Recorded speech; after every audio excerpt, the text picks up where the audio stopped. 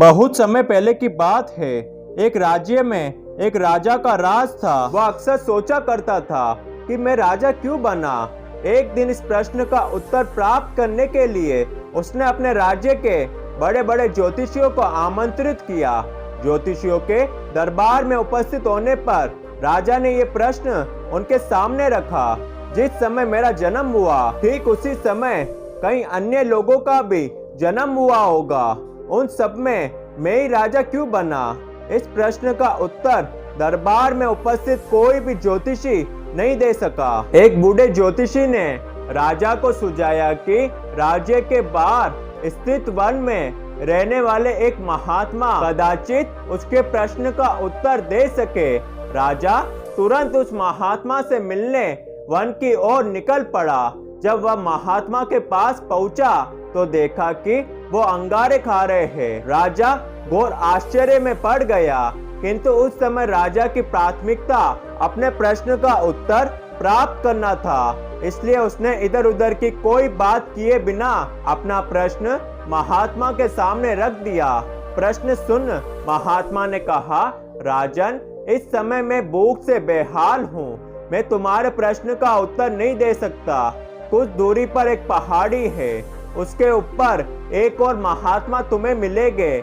वे तुम्हारे प्रश्न का उत्तर दे देंगे। तुम उनसे जाकर मिलो। राजा बिना समय व्यर्थ किए पहाड़ी पर पहुंचा। वहां भी उसके आश्चर्य की सीमा नहीं रही जब उसने देखा कि वहां वह महात्मा चिमटे से नोच नोच कर अपना ही मांस खा रहे हैं। राजा ने उनके समक्ष वह प्रश्न दोहराया। प्रश्न सुनकर महात्मा बोले, राजन, मैं तुम्हारे प्रश्न का उत्तर नहीं दे सकता।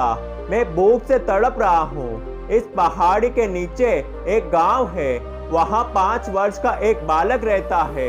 वह कुछ ही देर में मरने वाला है। तुम उसकी मृत्यु पूर्व उससे अपने प्रश्न का उत्तर प्राप्त कर लो। राजा गांव में जाकर उस बालक से मिला। वह बालक मरने की कगार पर था। राजा का प्रश्न सुन वह बालक हंसने लगा। एक मरते हुए बालक को हंसता देख राजा चकित रह गया, किंतु वह शांति से अपने पूछे गए प्रश्न के उत्तर की प्रतीक्षा करने लगा।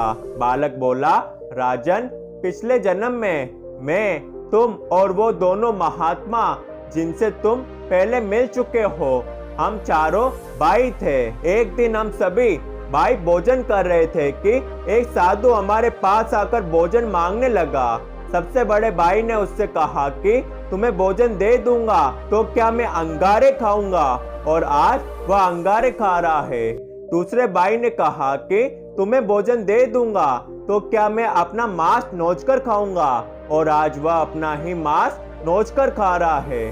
साधु ने जब मुझसे भोजन मांगा तो मैंने कहा कि तुम्हें भोजन देकर क्या मैं भूखा मरूंगा, और आज मैं मरने की कगार पर हूँ। किंतु तुमने दया दिखाते हुए उस साधु को अपना भोजन दे दिया। उस पुण्य का ही प्रताप है कि एक जन्म में तुम राजा बने। इतना कहकर बालक मृत्यु को प्राप्त हो गया। राजा को अपने प्रश्न का उत्तर मिल चुका था। वह अपने राज्य की ओर चल पड़ा।